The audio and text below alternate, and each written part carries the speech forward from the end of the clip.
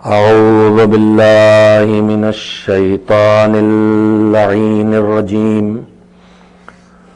بسم الله الرحمن الرحيم.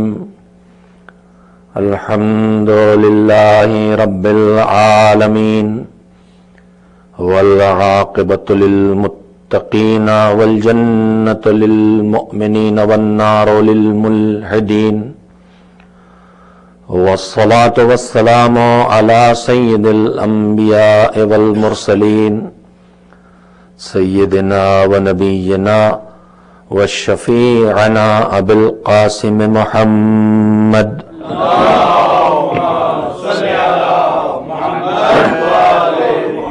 وآله الطيبين الطاهرين المعصومين المظلومين، واللعنة الدائمة الباقية على أعدائهم أجمعين من الآن إلى يوم الدين. أما بعد، فقد قال الله سبحانه وتعالى في كتابه المبين، وهو أصدق الصادقين وقوله الحق. بسم الله الرحمن الرحيم. يا أيها الذين آمنوا بالله ورسوله والكتاب الذي نزل على رسوله والكتاب الذي أنزل من قبل، ومن يكفر بالله وملائكته وكتبه ورسله واليوم الآخر فقد ضل ضلالا بعیدا. صلوات بھیجے محمد صلی علی محمد محمد.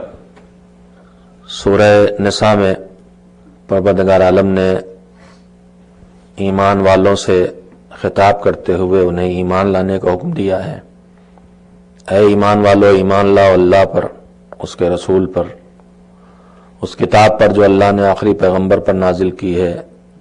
ایمان لاؤ قرآن مجید پر، اور اس سے پہلے جو کتابیں وہ نازل کر چکا ہے اس پر بھی ایمان لاؤ. اور یہ یاد رکھو کہ جو اللہ کا انکار کرے، جو ملائکہ کا انکار کرے، فرشتوں کا انکار کرے، اللہ کی بھیجی ہوئی کتابوں کو ماننے سے انکار کر دے، اللہ کے نبیوں اور رسولوں کو ماننے سے انکار کر دے، یا آخرت اور قیامت کے دن کا انکار کرے، ایسا انسان گمراہ ہے اور گمراہی کی حدیں پار کر کے دور چلا گیا ہے. آپ حضرات کی خدمت میں جو سلسلہ گفتگو جاری ہے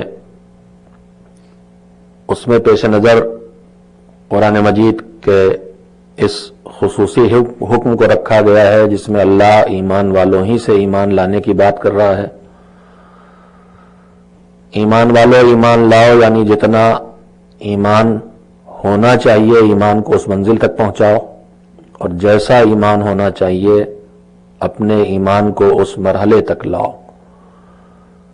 آیت کے فقرے خود ہی بتا رہے ہیں اور معصومین علیہ السلام کے ارشادات مسلسل یہ بات بتاتے ہیں کہ ایمان کسی ایک جگہ رکے رہنے والی چیز کا نام نہیں ہے.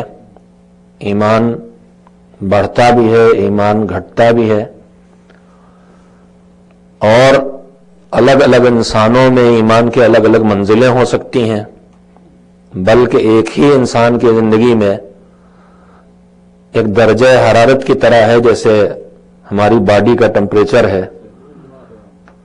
جو حالات سے متاثر ہو کے بدلتا رہتا ہے، تو اسی طرح سے روح اور نفس اور ہمارے وجود سے سب سے گہرا رشتہ رکھنے والا یہ ایمان ہے. یہ ایمان بھی اندر یا باہر کے حالات سے متاثر ہو کے بدلتا ہے. بالکل اسی طرح جیسے جسم کی صورتحال ہے اس سے ملتی جلتی صورتحال ہمارے اس وجود میں ایمان کی بھی ہے. تو الگ الگ انسانوں میں ایمان کی منزلیں الگ الگ ہوتی ہیں، اور ایک ہی انسان اپنی زندگی میں ایمان کے مختلف مرحلوں سے گزرتا ہے، ہو سکتا ہے کہ ایمان کی کمتر منزل سے بالاتر منزل کی طرف چلا جائے، اور یہ بھی خطرہ موجود ہے ہر وقت کہ ایمان کے کسی اونچے مرحلے سے کسی سبب، چاہے وہ اندر سے پیدا ہو، چاہے وہ خواہش نفس ہو، چاہے وہ اللہ کی طرف احکام سے بے توجہی ہو، چاہے جسم میں مثلا نجس یا حرام غذا کا پہنچ جانا ہو، متعدد اسباب ہیں جو ایمان کو کم کر سکتے ہیں، مٹا سکتے ہیں، اور متعدد چیزیں ہیں جو ایمان میں اضافہ کر سکتی ہیں، ایمان کو بڑھا سکتی ہیں۔ انسانی زندگی میں اس سلسلے میں آپ حضرات کی خدمت میں جو گفتگو چل رہی تھی اس میں دو باتیں میں نے آپ کی خدمت میں کہنے کی کوشش کی ہے۔ ایک وہ باتیں جو معصومین نے جن کی طرف ہماری رہنمائی کی ہے، ان خطروں سے آگاہ کیا ہے جہاں ایمان گھٹ کے وہاں پہنچ جاتا ہے کہ معصوم اعلان کرتے ہیں لیسا منا، یہ ہم سے نہیں ہے۔ اور ایک وہ بلندی ایمان کی جہاں معصوم یہ کہتے ہیں کہ منا اہل البیت، یہ اتنی اونچائیوں پہ پہنچ گیا ہے کہ ہم سے تھا نہیں لیکن اب یہ ہم اہل بیت سے ہے، اس میں آ گیا ہے، اتنی اس نے ترقی کی، اتنا اونچائیوں پہ آیا ہے۔ دوسری بات میں نے آپ حضرات کی خدمت میں عرض کرنے کی کوشش کی تھی کہ ایمان کن کمترین مرحلے سے بالاترین مرحلے تک لے جانے کے لیے معصومین کے ہدایات سامنے لائے جائیں جن سے ہم اپنے ایمان کے درجات کو بہتری کی طرف لا سکیں۔ کل میں نے اس سلسلے میں آپ حضرات کی خدمت میں کل اور پرسوں دونوں دن اس روایت کا تذکرہ کیا تھا کہ حدیث میں ہے کہ مومن اس وقت تک ہو ہی نہیں سکتا ہے جب تک کہ اپنے اندر وہ ایک اللہ کی صفت، ایک پیغمبر خدا کی صفت اور ایک اہل بیت طاہرین کی صفت پیدا نہ کر لے۔ اللہ کی صفت یہ پیدا کرے کہ دوسروں کے رازوں کو اور دوسروں کی کمیوں اور عیبوں کو چھپانے کا ہنر پیدا کرے، اور پیغمبر خدا حضرت محمد مصطفیٰ صلی اللہ علیہ وآلہ وسلم کی صفت یہ پیدا کرے کہ لوگوں کے ساتھ اچھا سلوک کرنے کی عادت ڈالے۔ مجھے جگہ پہ جملہ یاد آتا ہے، خود پیغمبر خدا ہی کا جملہ ہے۔ پیغمبر نے فرمایا کہ تم سارے لوگوں کے ساتھ اپنے مال کے ساتھ برتاؤ نہیں کر سکتے۔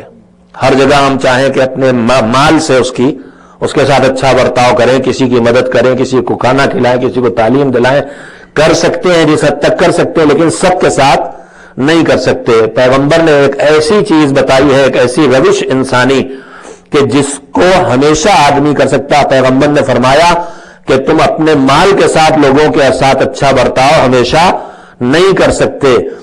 میں اپنے لفظوں میں اس جملے کو عرض کر رہا ہوں۔ پیغمبر نے فرمایا لیکن لبوں کا ایک تبسم اور ایک خوش اخلاقی تو تم ہر ایک کے ساتھ کر سکتے ہو، اتنا کم سے کم تم سب کے ساتھ کر سکتے ہو، اس میں کچھ گھٹنے والا نہیں ہے۔ بلکہ میں تو یہ عرض کروں گا کہ خوش اخلاقی کے زندگی میں جو اثرات بتائے گئے ہیں ان میں سے ایک معصومین علیہ السلام نے اس کے اثرات ہی یہ بتائے ہیں کہ خوش اخلاقی وسعت رزق کا ذریعہ بنتی ہے۔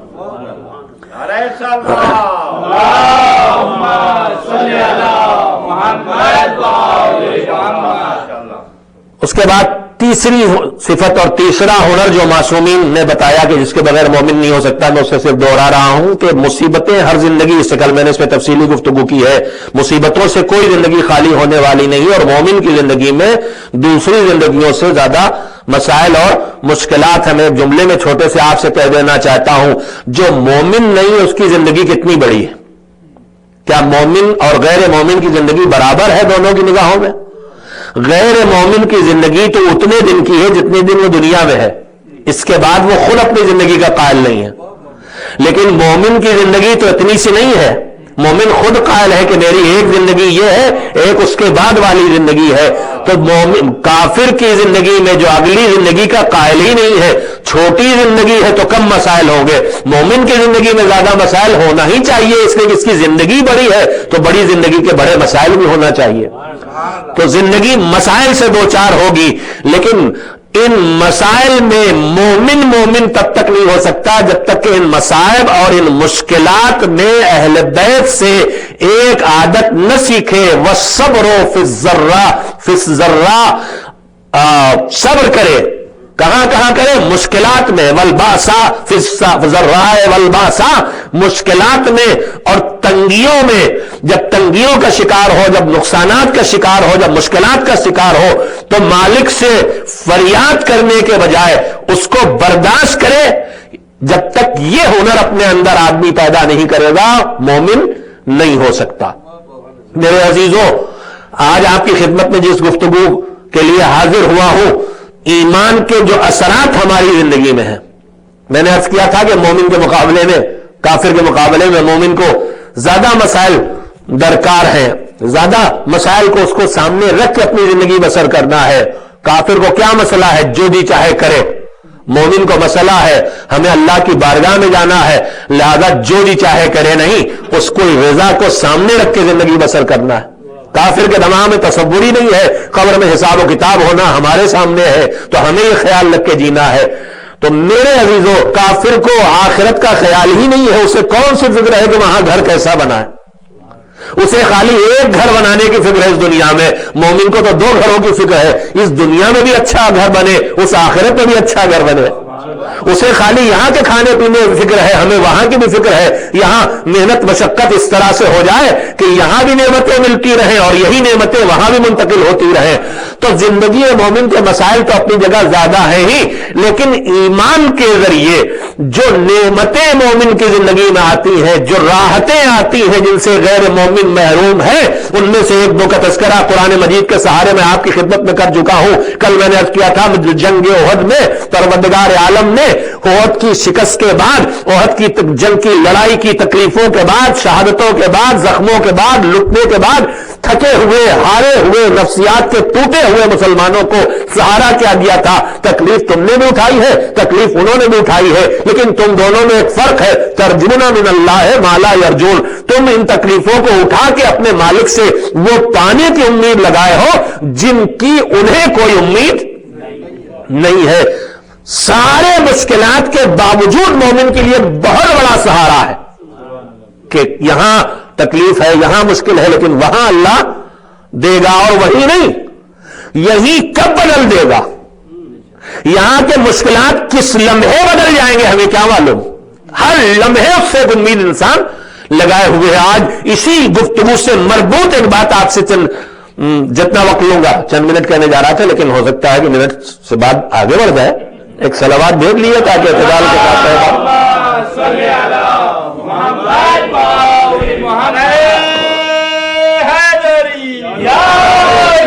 انشاءاللہ بہت پھیلی گفتگو نہیں ہے.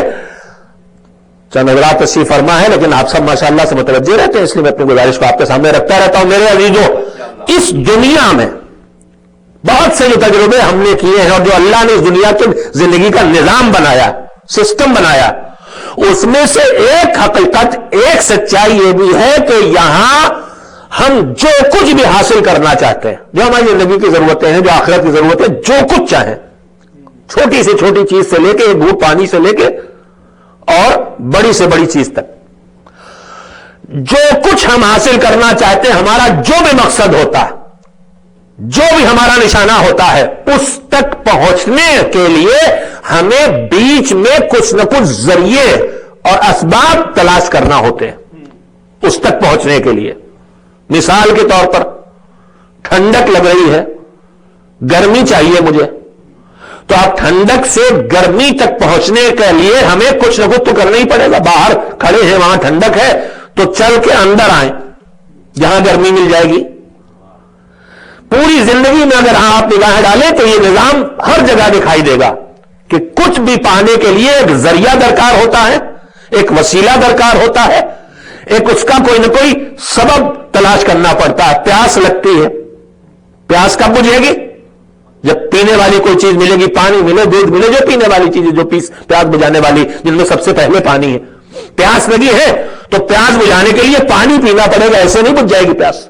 بھوک لگی ہے تو بھوک مٹانے کے لیے روٹی کھانا پڑے گی, کھانا کھانا پڑے گا. اس کے بغیر بھوک نہیں مٹے گی. بیماری آئی ہے تو بیماری کیسے دور ہوگی؟ بیماری کے لیے دوا کھانا پڑے گی.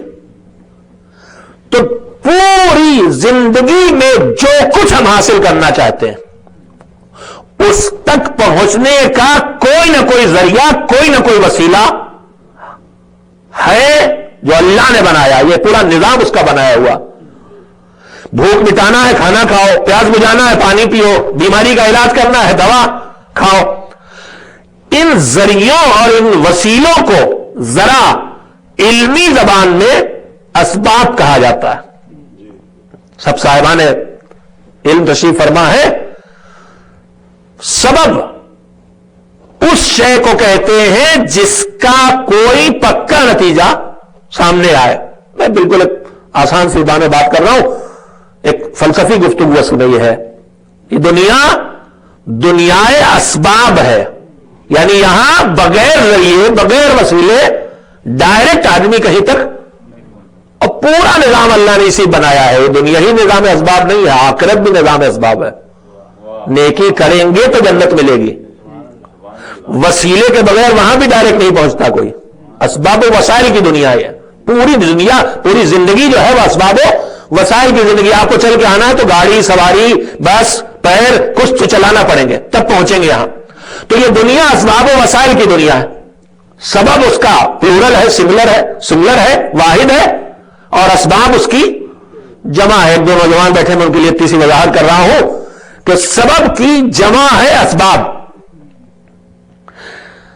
یہ بتائیے کہ یہ پانی جو پیاس بجھا رہا ہے, یہ کھانا جو بھوک مٹا رہا ہے, یہ دوا جو بیماری دور کر رہی ہے, یہ سورج جو گرمی دے کے ٹھنڈک کو دور کر رہا, روشنی دے کے اندھیروں کو دور کر رہا, یہ ساری چیزیں ان کے اندر یہ صفت کہاں سے آئی؟ روٹی سے پیاس کیوں نہیں بجھتی؟ پانی سے بھوک کیوں نہیں مٹتی؟ گرمی سے برف کیوں نہیں جمتی؟ یہ کیوں نہیں ہوتا؟ ہزاروں دوائیں زمین پہ موجود ہیں, کوئی بھی دوا اٹھا کے کوئی پتی کھا لے, کوئی دوا کھا لے تو وہ بیماری جو مجھے کیوں نہیں دور ہوتی؟ کہا نہیں, ان میں جو اثر ہے, جس میں جو اثر آیا ہے وہ کام کرے گی. پانی میں اثر ہے پیاس بجھانے کا, کھانے میں اثر ہے بھوک مٹانے کا, لباس میں اثر ہے بدن کو گرمی اور ٹھنڈک سے بچانے کا. تو میرے عزیزوں یہیں پر آ کے انسان کی دو قسمیں ہو جاتی ہیں. ایک جو یہ مانتا ہے کہ پانی کی یہ صلاحیت اس کی ذاتی صلاحیت ہے, اپنی, یہ اس کا اپنا ہنر ہے. ایک وہ ہے جو کہتا کھانے کا اپنا ہنر ہے بھوک مٹانا, دوا کا اپنا ہنر ہے پیاس بجھا بیماری دور کرنا. لیکن ایک وہ ہے جو ہے مومن کہتا ہے نہیں, کھانے میں بھوک مٹانے کی طاقت دینے والا کوئی ہے, پانی میں پیاس بجھانے کی طاقت دینے والا کوئی ہے, دوا میں بیماری کو دور کرنے کی صلاحیت دینے والا کوئی ہے. یہ خود سے نہیں ہو گیا ہے. تو انسانوں کی دو قسمیں ہو جاتی ہیں, ایک اسباب پہ رک جانے والے, اور ایک ان اسباب میں وہ طاقتیں دینے والے تک پہنچ جانے والے. بس جو ان طاقتوں کو دینے والا ہے اسے کہا جاتا ہے مسبب الاسباب. ان لفظوں تک میں نے آپ کے ذہنوں کو پہنچا لیا. ایک ہے اسباب پر رک جانے والے, اس سے آگے نہیں جاتے. ایک ہے مسبب الاسباب تک پہنچ جانے والے, کہ نہیں یہ پانی پیاس تو بجھا رہا ہے مگر یہ اس کا اپنا کام نہیں ہے. ہو سکتا ہے کہ جو دینے والا ہے وہ طاقت اس سے لے لے, اور ہو سکتا ہے کہ جہاں وہ صلاحیت نہیں ہے وہ صلاحیت وہاں دے دے. یہ بھی آپ کو متوجہ نہیں کر سکا. مسبب الاسباب تک جو آدمی پہنچتا ہے وہ صرف اس پہ نہیں رکتا, آگے بڑھتا ہے. اسباب والا ایک وہ جو اسباب پہ رک جاتا ہے, جو مسبب الاسباب تک پہنچتا ہے, مسبب الاسباب پہ ایمان لاتا ہے. ان دونوں میں کیا فرق ہے؟ اسباب والا جب دیکھے گا پانی ہے تو مطمئن ہوگا پیاس بجھے گی, اور جب کہے گا پانی کہیں نہیں تو بے چین ہوگا. جب دیکھے گا کھانا ہے تو مطمئن ہوگا بھوک مٹے گی, جب کھانا نہیں تو پریشان ہوگا. جب دوا ہوگی تو مطمئن ہوگا بیماری جائے گی، مگر جب دوا نہیں تو الجھے گا۔ مگر مسبب الاسباب والا مطمئن رہے گا کہ ٹھیک ہے، پانی میں جس نے پیاس بجھانے کی صلاحیت دی ہے وہ زبان میں بھی دے سکتا ہے، وہ انگوٹھے میں بھی وہ صلاحیت دے سکتا ہے۔ جو اسباب والا ہوگا وہ رک جائے گا، یہ پتھر کہاں بولیں گے، لیکن جو مسبب الاسباب کو ماننے والا ہوگا وہ مطمئن ہوگا ضرورت پڑے گی تو میرے ہاتھوں پہ آ کے پتھر بھی گواہی دے دیں گے۔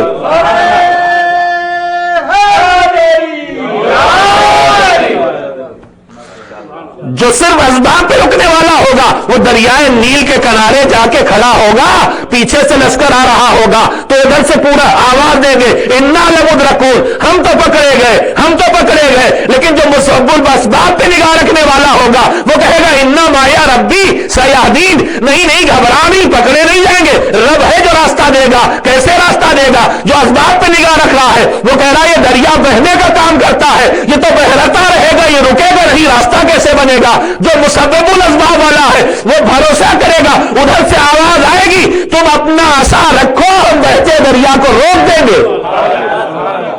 جو اسباب والا ہوگا وہ خانہ کعبہ کے دروازے پہ آ کے کھڑے ہو کے فریاد کرے گا خالی، لیکن جو مسبب الاسباب پہ نگاہ رکھنے والی مومنہ ہوگی وہ پشت کعبہ پہ بھی آ کے کھڑی ہو جائے گی۔ پتھر کو جمنے کی طاقت دینے والے میں یہ طاقت بھی تو ہے کہ اس پتھر کو پانی کی طرح ہٹا دے، دروازہ بنا سکتا ہے، اس لیے کہ وہ مسبب الاسباب ہے۔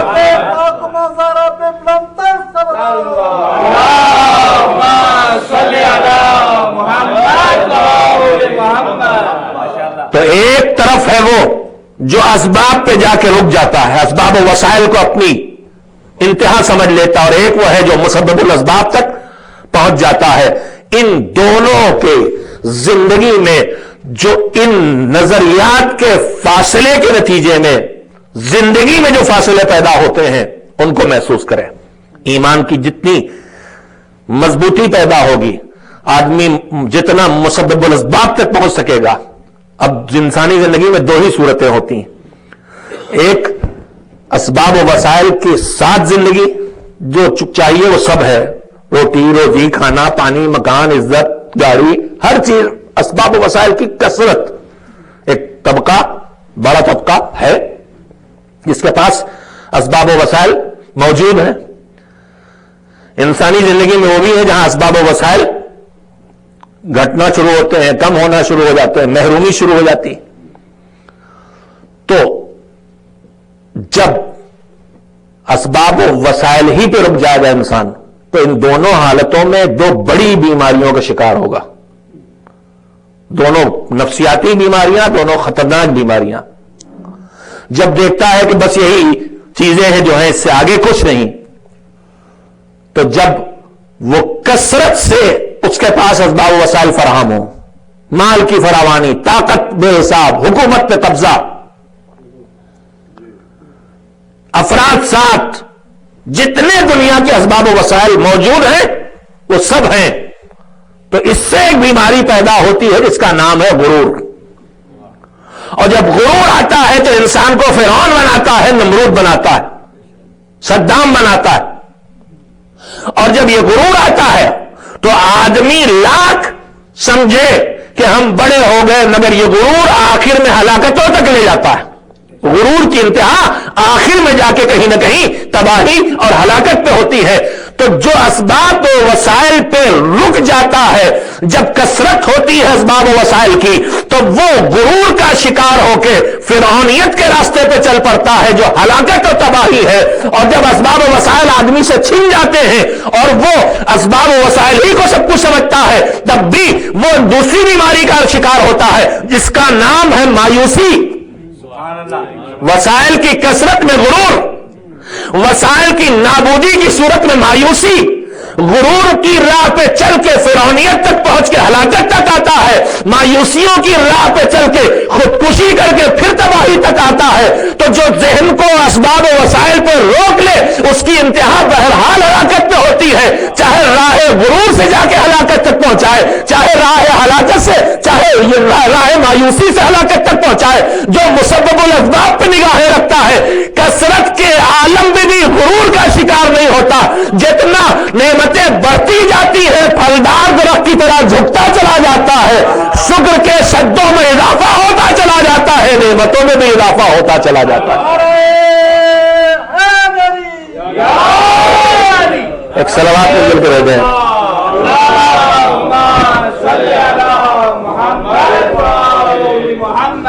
ایک اور صلوات مل جل کے بیٹھ دیں، محمد وعلی محمد۔ میں تذکرے بالخصوص اس لیے کر رہا ہوں میرے عزیزوں، اس وقت ہم آپ جس دنیا میں آ کے آباد ہوئے ہیں، اس دنیا میں زبان سے کہنے کے اعتبار سے نظریات کچھ ہوں، لیکن دل کی گہرائیوں سے دیکھیے تو اکثریت اس وقت دنیا کی، کسی ایک خطے کی بات نہیں کر رہا میں، کچھ خطوں میں ضرورت سے زیادہ یہ مسائل موجود ہیں، لیکن اس وقت انسانیت کی اکثریت اسباب و وسائل کو سب کچھ سمجھ بیٹھی۔ یہ فتنے اسی لیے ہیں، یہ ملکوں کی تباہیاں اسی لیے، ایک ذرا سے ایک بندوق ہاتھ میں آ جاتی ہے آدمی کے، پورے محلے کو جینا تنگ کر دیتا ہے۔ ایک چھوٹا سے قلم ہاتھ میں آ جاتا ہے لکھنے کے لائق، 2 کالم اخبار میں لکھ سکتے ہیں، پوری قوم کا جینا تنگ کر دیتا ہے۔ ایک زبان میں تھوڑی سے بولنے کی صلاحیت چھوٹی سے آ جاتی ہے، لوگ ڈرنے لگتے ہیں۔ بات یاد آ گئی میرے عزیزوں، میں نے آپ کی خدمت میں پہلے دوسرے دن یہ گزارش کی کہ 2 کنارے ایمان کے ہیں، ایک لیسا منا اور ایک منا اہل البیت۔ میں نے عرض کیا تھا کہ ائمہ طاہرین نے جیسے منا اہل البیت کا اعلان جناب سلمان فارسی کے لیے کیا ہے نام لے کے، لیسا منا کسی ایک کا نام لے کے نہیں کہا، صفتوں کے ذریعے بتایا کہ کون ہے جس میں یہ خرابی آئے گی تو وہ سمجھ لے لیسا منا ہم سے نہیں ہے۔ بات آ گئی، موضوع سے بھی متعلق ہے، زندگی میں کام کی بھی ہے۔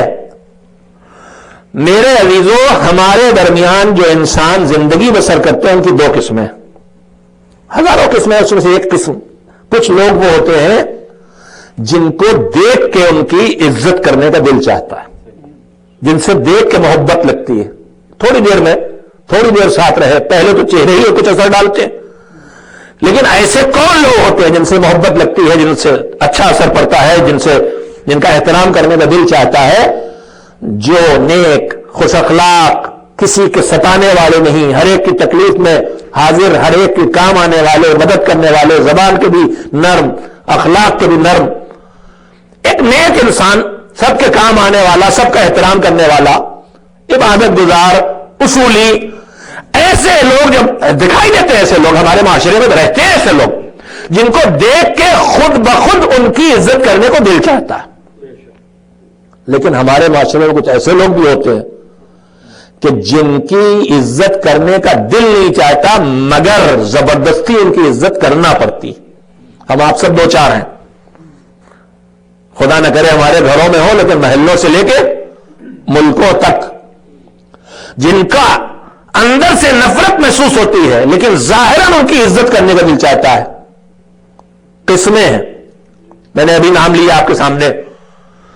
ہمارے ہاں چھوٹی سی طاقت، کسی طرح کی کوئی چھوٹی سی طاقت کسی کے پاس آ جائے، اس کی زکات بن جاتی ہے دوسرے کو ستانا، حالانکہ اللہ نے ہر اچھی صلاحیت کی زکات قرار دی ہے، اس کا اچھا مصرف کرنا۔ خالی مال میں زکات نہیں رکھی اس نے، کہا کہ تمہیں اللہ نے علم دیا ہے تو زکات العلم، علم کی زکات نکالو، لیکن زکات علم کیا ہے؟ جن کے پاس علم نہیں ہے ان تک پہنچاؤ، یہ ہے علم کی زکات۔ مگر ہمارے پاس زیادہ مطلب تھوڑا پڑھا لکھا، اب میں کسی ایک سن کی بات نہیں کرتا، یہ پی ایچ ڈی ہے، یہ پروفیسر ہے، یہ حجت الاسلام ہے، مولانا صاحب ہے، ہمارے ہاں علم کا مصرف، اس صلاحیت کا استعمال، مالک کہتا زکات العلم یہ ہے کہ جہاں علم نہ ہو وہاں پہنچاؤ۔ ہمارے درمیان دیکھیے اکثر یہ دیکھنے کو ملے گا کہ دوسرے کو کمتر دکھانے میں اس کا استعمال ہوتا ہے۔ 4 مسئلے بھی ہمارے درمیان کوئی جانتا ہے اور ایک آدمی مل گیا ذرا سی غلطی کرتے ہوئے تو وہیں پر اس کی شامت آئی، اس کے مقدر میں لکھا ہے، اللہ اس کی ضرورت نہیں دیتا۔ 11वें امام حضرت حسن عسکری علیہ الصلوۃ والسلام کا جملہ ہے، اصلاح کا حکم سب کو دیا ہے، لیکن یہ بھی کہا ہے کہ جو بھرے مجمع میں کسی کو ٹوکے اس نے اسے ذلیل کیا، اور جو تنہائیوں میں لے جا کے بتائے اس نے اسے زینت دی، عزت دی، حیثیت دی۔ تو کوئی صلاحیت ہمارے درمیان کہیں آ جائے تو اس کا بیجا استعمال پہلے شروع ہوتا ہے۔ محلے میں اگر جوانوں میں ایک ذرا اچھے ہاتھ پیروں کو کوئی پیدا ہو جائے، پورا محلے کے جوان اس سے رو بھیا ڈر کے۔ ہمارے یہاں زبان بدل گئی، پہلے دادا کہلاتے تھے، جو محلے کے پاورفل ہوتے تھے دادا کہلاتے تھے، اس لیے کہ اس منزل پہ آتے آتے ذرا سینوسال کی ضرورت ہوتی تھی کہ دھاگ بٹھائیں، اب وہ رشتہ نیچے چلا آیا، اب ایسا ہر پاورفل بھائی کہلاتا ہے۔ اب دادا نہیں ہے، کن کون انتظار کرے گا؟ دادا ہونے تک تو یہ بھائی کو رہنا بھی نہیں ہے، یہ بھائی بھائی اور چلے جائیں گے، ان کو دادا ہونا نصیب نہیں ہوتا۔ تو تا تک کسی طرح کی کوئی آئے اس کا بیجا استعمال شروع ہو جاتا ہے، جبکہ خصوصیت سے جب اللہ کی کوئی نعمت دوسروں کے مقابلے میں نارمل لیول سے اگر کسی کو لگے کہ میرے پاس نارمل لیول سے نعمت زیادہ ہے تو اللہ نے ذمہ داری رکھی ہے اس کو دوسروں تک صحیح طریقے سے پہنچاؤ۔ مال ہے تو وہ پہنچاؤ، علم ہے تو وہ پہنچاؤ، سمجھداری ہے تو وہ پہنچاؤ، حتیٰ کہ تمہارے تعلقات اگر ہیں، یہ تعلقات کام آتے ہیں تو ان کو دوسروں کی مدد کے لیے استعمال کرو، دوسروں کو پھنسانے کے لیے نہیں۔ مگر ہمارے یہاں کیا ہے، تھوڑی سی سیاسی حیثیت ہو گئی، کہیں کسی منسٹر سے تھوڑا سا وابستہ ہو گئے، بس صاحب پورا محلہ ان سے ڈرے گا، صاحب بچ کے رہیے ان سے، کہاں پھنسوا دے نہیں معلوم، پولیس سے رشتہ ہے، ہوشیار رہیے، ان کا نہیں پتا کیا کروا دے۔ میں اب کا وقت ضائع نہیں کرنا چاہتا، میں کہنا یہ چاہتا تھا معصوم کے ارشاد کی سری روشنی میں، ایک ہے لیسا منا کے منزل، جہاں وہ کہتے اب ہمارا نہیں، ہم آپ سوچتے ہیں لیسا منا کفر ہی کفر ہونا چاہیے، لیکن جس کوالٹی کو لیسا منا اہل البیت بتانے والوں ہی نے لیسا منا کی فریضی بتائی، کون اس میں سے ایک؟ مجھے یاد آ گئی بات، طاقت کا بیجا استعمال کر کے ہم آپ معاشرے میں کسی نہ کسی طرح کی عزت حاصل کرتے، گھر کے اندر سے لے کے باہر تک دیکھ لیں، سب کے اپنے اپنے طریقے ہیں، مجبوراً ان کی عزت کرنا پڑ رہا ہے۔ بھیا ان سے یار، ہاں بھیا ان سے سلام دعا رکھو، ان کے پولیس سے بہت تعلقات ہیں، پھنسوا دیں گے، ان کے حکومت میں تعلقات ہیں، یہ اس میں لکھتے ہیں، اخبار میں کالم لکھتے ہیں، خبریں چھاپتے ہیں، رپورٹر ہیں، یہ ٹی وی پہ بولتے ہیں، ان سے بچ کے رہو۔ تو جتنی قسمیں طاقت کی ہیں ان کا بیجا استعمال کر کے آدمی لوگوں سے اپنی عزت کرواتا ہے، یہ ایک ہے حقیقت ہے سوسائٹی کی۔ مگر ایک وہ ہے جس کو اللہ نے واقعی اس لائق بنایا، دل جھکتے اس کی طرف، ایک اس سے زبردستی اس کی عزت کرنا پڑتی ہے۔ پیغمبر خدا حضرت محمد مصطفیٰ صلی اللہ علیہ وآلہ وسلم کا ارشاد ہے، پیغمبر نے فرمایا لیسا منا، وہ ہم سے نہیں ہے، کون؟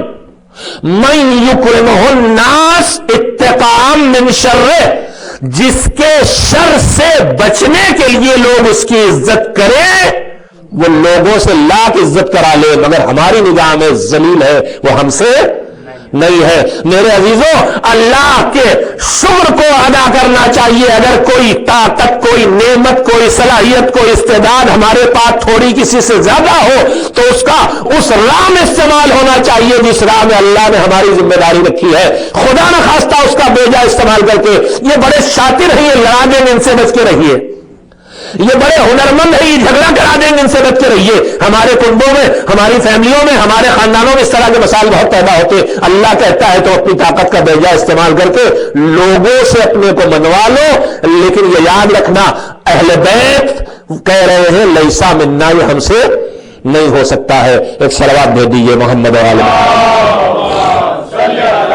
محمد۔ تو میں عرض یہ کر رہا تھا کہ مسبب الاسباب پر ایمان زندگی میں جو راحتیں اور جو سہولتیں پیدا کرتا ہے، جو اسباب پر رک جائے، ایمان کے منزل پر نہ پہنچے، وہ یا مایوسیوں کا شکار ہوتا ہے یا غرور کا شکار ہوتا ہے۔ کثرت جب ہوگی اسباب و وسائل کی تو غرور، اور جب نہیں ہوگا کچھ تو مایوسیاں۔ لہذا پروردگار عالم اس زندگی میں کبھی کبھی ایسے نمونے ہم سب کے سامنے رکھتا ہے، ان تک ہم پہنچا کریں. اس لیے میں تاریخ کے سہارے آپ کی خدمت میں بات کرنا چاہتا ہوں کہ وہ مالک دو نمونے ہم انسانوں کے سامنے پیش کرتا رہتا ہے.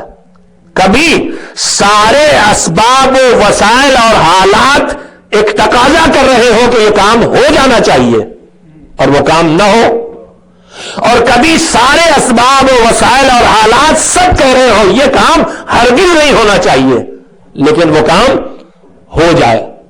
ایسے نہ جانے کتنے نمونے آپ کو ملیں گے. میں ایک زندگی سے آپ کی خدمت میں جتنا وقت ہے اس میں سے جلدی سے عرض کروں. جناب ابراہیم علیہ السلام، قرآن کی بیان کی تاریخ جو اس کے بعد تفسیروں اور روایات کے سارے اس کی تکمیل ہوئی ہے. جناب ابراہیم علیہ السلام ان انبیاء میں سے ہیں جن کی ولادت سے پہلے جو دشمن خدا ہے جس نے خدائی کے دعوے کر رکھے ہیں اس کو خبر دی گئی ہے کہ تمہارے اس تمہاری رعایا کے درمیان فلاں گھر میں فلاں بطن سے ابراہیم پیدا ہوں گے جو تمہاری خدائی کو ختم کر دیں گے. جناب ابراہیم کے لیے باقاعدہ صریحی طور پر پیشنگوئی کی تھی اس کے نجومیوں نے نمرود کے، اور اسی طرح سے فرعون کے زمانے میں بعد میں جناب موسیٰ کی ولادت کی خبر وہاں اتنی صراحت نہیں تھی. پورے بنی اسرائیل کے درمیان کہا تھا کہ اس میں سے بچہ پیدا ہوگا جو تمہاری تباہی کا سبب بنے گا. تو اس نے پورے بنی اسرائیل کے روایات کے مطابق 70,000 بچے مارے گئے ہیں تاکہ موسیٰ پیدا نہ ہو پائے.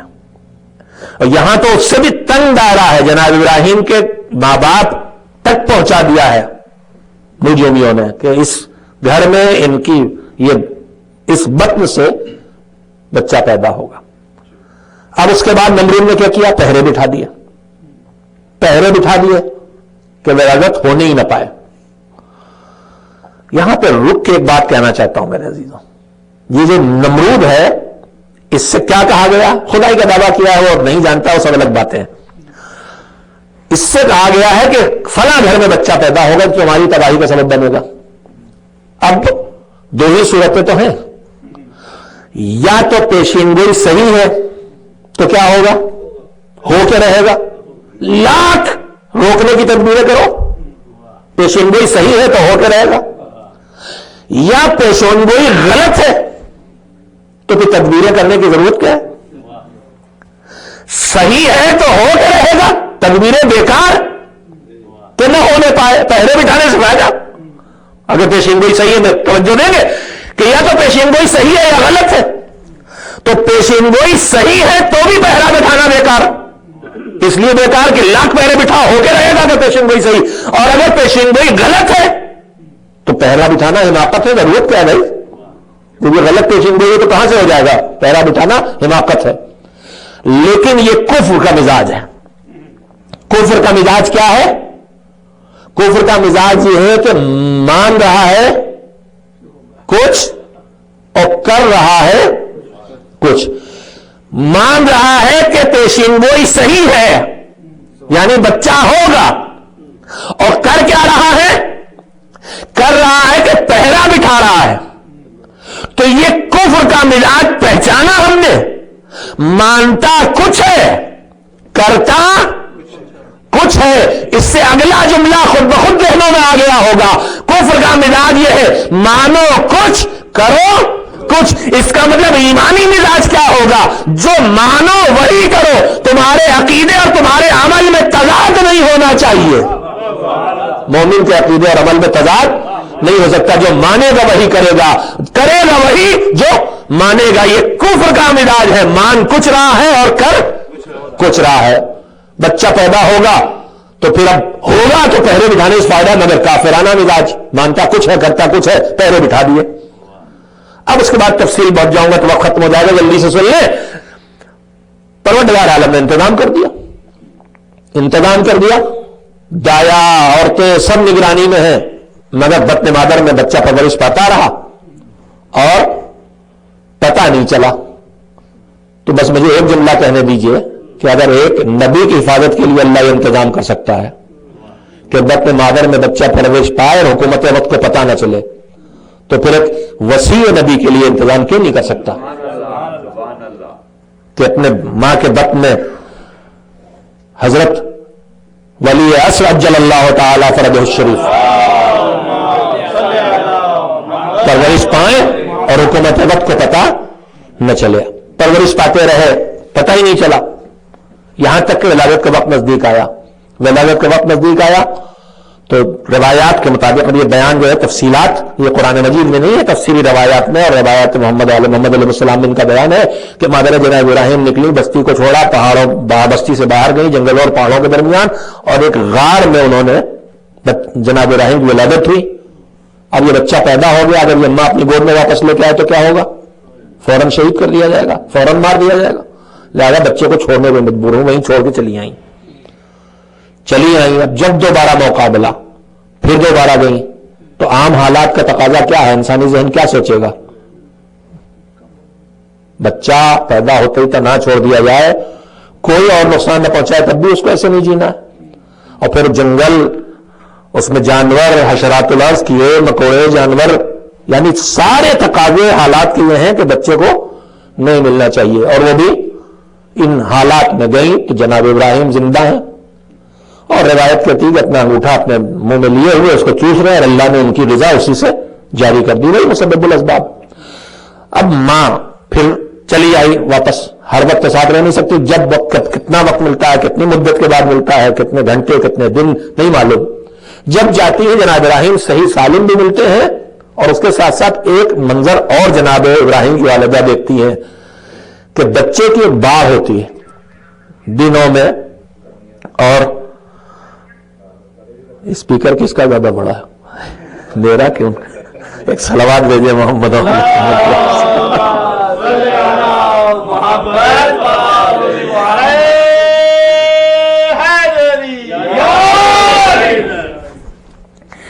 ایک تبدیلی اور یہ دیکھتی ہے مادر جناب ابراہیم کے ہر بچے کی ایک نارمل باڑ ہوتی ہے، کتنا بڑھے گا ایک دن میں، کتنا 2 دن میں، ایک آدھ دن میں تو محسوس بھی نہیں ہوتا، لیکن جناب ابراہیم کی والدہ جب جاتی ہیں تو ایک خصوصیت یہ دیکھتی ہے کہ بچے کی زندگی کے مثلاً اگر چند گھنٹے گزرے ہیں تو لگتا ہے جیسے صحت اتنی بڑھ گئی، قد و قامت اتنا بڑھ گیا جیسے چند دن گزرے ہوں، چند دن گزرے ہیں تو لگتا ہے چند ہفتے گزرے ہیں، چند ہفتے گزرے ہیں تو لگ رہا آپ چند مہینے کے ہو گئے۔ اس طرح سے جناب ابراہیم کے جسم کو نشو و نما ملتی رہی، یہاں تک کہ ابراہیم چند مہینوں کے ہیں لیکن لگ رہے ہیں چند برس کے۔ نہیں، سال تو کہہ سکتا، اس کی جمع نہ بنائیے گا، سال کی پلورل نہ بنائیے گا، سال کی برس کی بنا لیجیے گا۔ نعرہ صلوات، اللہم صلی علی محمد۔ اگر جہاں مجلس پڑھ رہے تھے، ہمارا کمسن بچہ بھتیجا تھا، اللہ جوان ہو گیا، اس کو سلامت رکھے، تو ہم مجلس پڑھ رہے تھے تو ہمارے بڑے بھائی کا بیٹا تھا، جب مجلس ختم ہوئی کہ اللہ آپ تو ہمیں منع کرتے ہیں، آج چچا جان گالی بک رہے تھے مجلس میں، تو آپ سمجھے میں کیا پڑھ رہا تھا؟ والعصر ان الانسان لفی خسر الا الذین آمنوا وعملوا الصالحات، صرف وہ گھاٹے سے محفوظ رہیں گے جو ایمان لائیں اور عمل صالح کریں۔ عمل صالح کیجئے، صلوات بھیجیے محمد علیہ۔ ممبر بڑی باریکی کی جگہ ہے، ہر طبقے کمسن بچوں سے لے کے بزرگوں تک کا خیال رکھنا ہوتا ہے کہ زبان کا کوئی لفظ ایسا نہ ہو جو لہجے کی تبدیلی سے بھی کہیں اور لے جائے۔ تو برسوں کہہ لیجئے، سال کہیے یا برسوں کہیے، سال کو پلورل، اور ایک ہی کافی ہے، بہت سے کیا ہوں گے، ساری خدائی پہ تو ساری خدائی ایک طرف ہوتی ہے نا، ایک سے بھی ایک طرف ہے تو پھر ان کی جمع کیا ہوگی، ان کی بھیڑ کیا ہوگی۔ خیر سلامات اور بیت جمع چند مہینوں کی عمر ہے اور چند برسوں کے ابراہیم لگ رہے ہیں۔ مالک تو مسبب الاسباب ہے، تو نے بطن مادر میں رکھا، چھپایا، ظاہری حالات کھل جانے کے تھے چھپا رہا، تو نے جنگل میں، پہاڑ میں، غار کے اندر پالا، تو مسبب الاسباب ہے، تو بہت ایمان، مگر پروردگارہ تو نے انگوٹھے سے ابراہیم کو غذا پہنچائی، تو مسبب الاسباب، تجھ پر ایمان، مگر میرے مالک اب یہ ضرورت کیا ہے، اس مظاہرے قدرت کی ضرورت کیا ہے کہ ہیں چند دن کے لگتے چند ہفتوں کے ہیں چند ہفتوں کے لگتے چند مہینوں کے ہیں چند مہینوں کے لگتے چند برسوں کے، اس کی ضرورت کیا ہے؟ سوچئے، سیدھی بات ہے، سامنے کی بات ہے کہ یہاں اصل مقصد خالق یہ ہے کہ ابراہیم کی جان کی حفاظت کرنا اور ان سے حق کا کام لینا، ان سے حق کا کام لینا کہ ان کی جان کی حفاظت کیسے ہوگی؟ یہ ماں کے پیٹ میں رہے پتہ نہ چلے، ان کی ولادت ہو خبر نہ ہو، یہ تنہا رہے کوئی جانور انہیں نظر نہ پہنچائے، یہ بھوکے نہ رہے ان کو غذا ان کے ہاتھ سے مل جائے، یہ سب ہے۔ لیکن اگر زندہ بھی رہے جنگل میں ابراہیم، جو محفوظ رہے، جانوروں سے بھی غذا بھی مل گئی، سب کچھ ہوا، لیکن جتنے دن کے ہیں اتنے ہی دن کے لگے، جتنے ہفتے کے ہیں اتنے ہفتوں کے لگے، جتنے مہینوں کے ہیں اتنے مہینوں کے لگے۔ تو جب بھی مادر ابراہیم لے کے آئیں گی حساب لگایا جائے گا، پہچانا جائے گا، زندہ نہیں رہ پائیں گے ابراہیم۔ لہذا ابراہیم کی زندگی کی حفاظت کے لیے یہ بھی ضروری ہے کہ ان کی عمر کچھ اور ہو اور ان کی صحت کچھ اور دکھائی دے۔ تو جو مالک اس پر قادر ہے کہ عمر کم ہے، صحت زیادہ دکھائی دے رہی ہے، جب اسے اپنے نبی کی حفاظت کے لیے عمر و صحت میں فاصلہ دینے میں کوئی پریشانی نہیں، اس کے قدرت کے خلاف نہیں، عمر کم ہے صحت زیادہ دکھائی دے رہی ہے، نبی کی حفاظت صحت بڑھا کے دکھائی دے گی۔ تو اگر ولی نبی کے لیے، وسیع نبی کے لیے یہ آئے کہ جب آئیں گے حضرت دنیا میں تو عمر ہوگی 40 سال، عمر ہوگی ہزاروں سینکڑوں سال، لیکن صحت 40 سالہ انسان جیسی ہوگی، تو اس میں حیرت کا ہے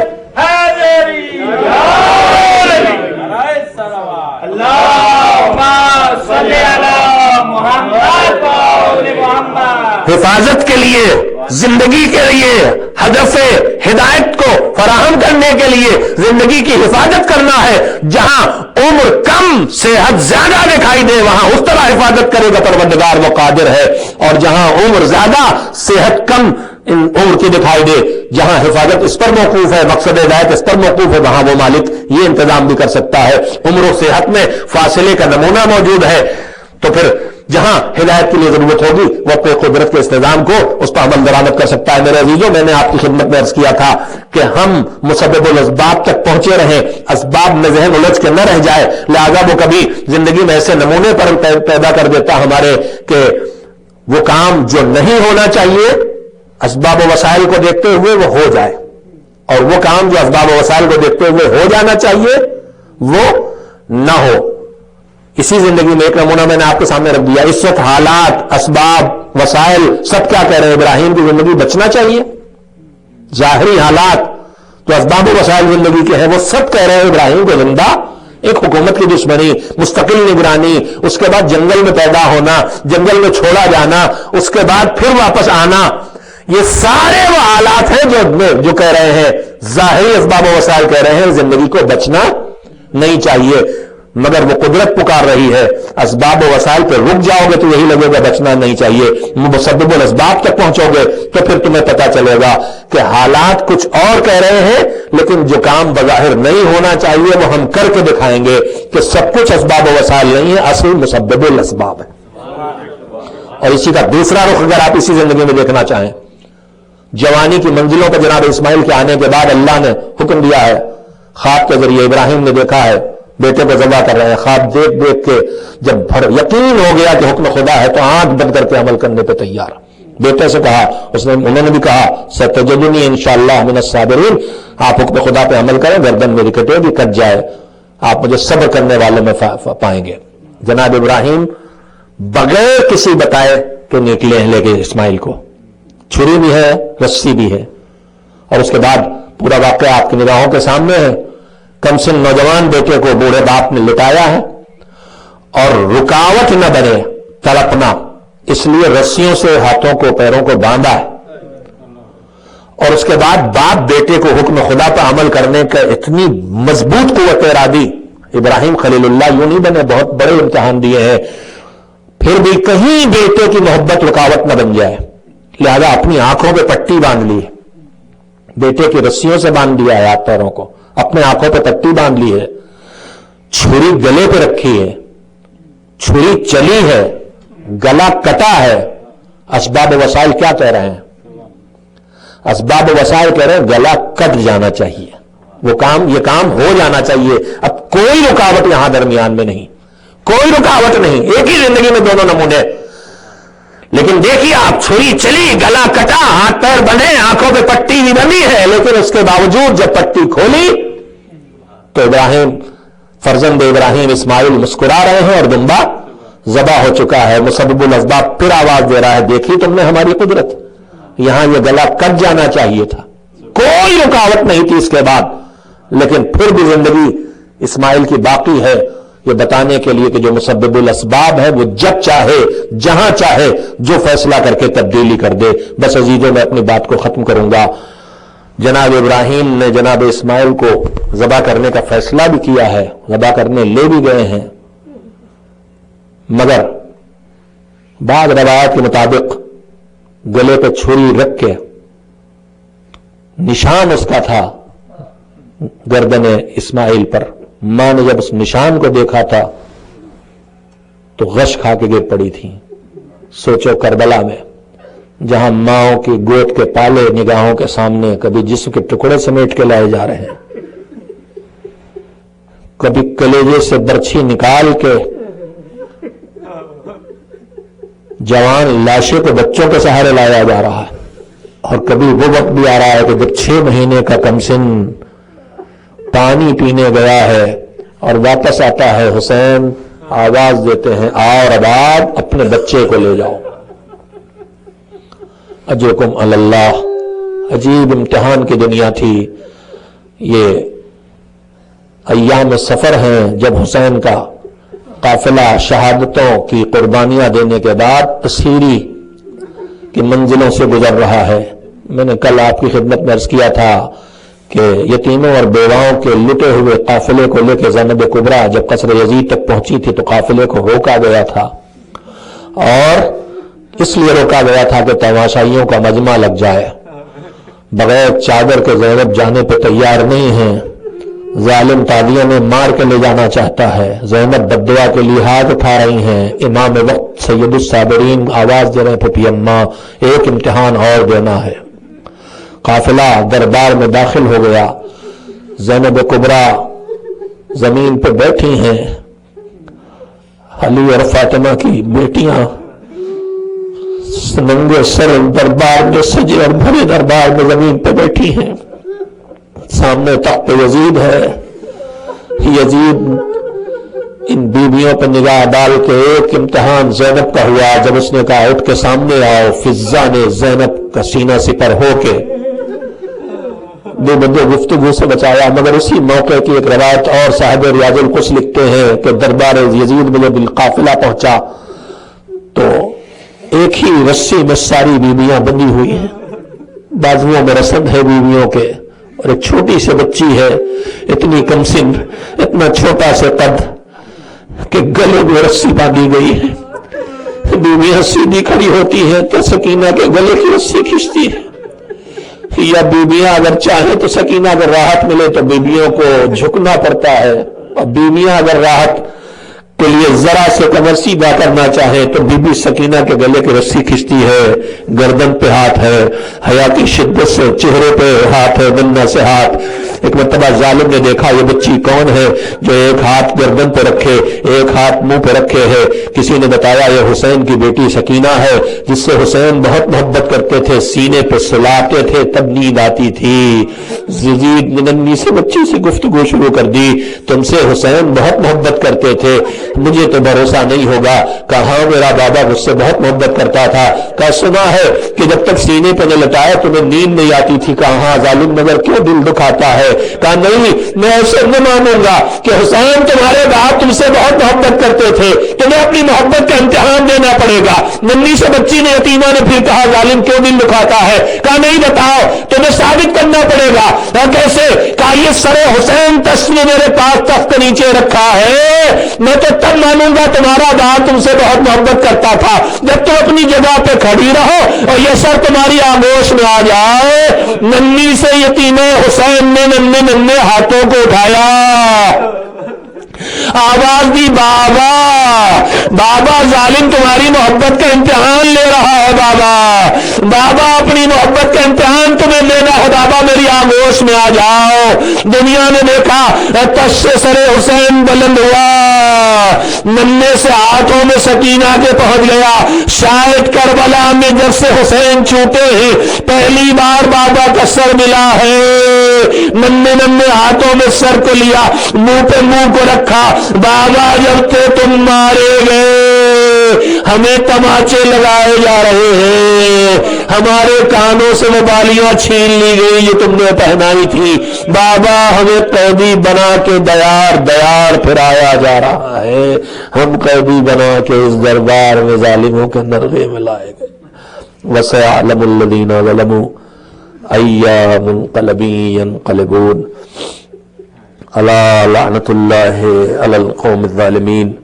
اللهم تقبل منا انك انت السميع العليم. آپ حضرات سے گزارش ہے کہ ایک بار سورہ حمد اور 3 بار سورہ توحید کی تلاوت فرما کے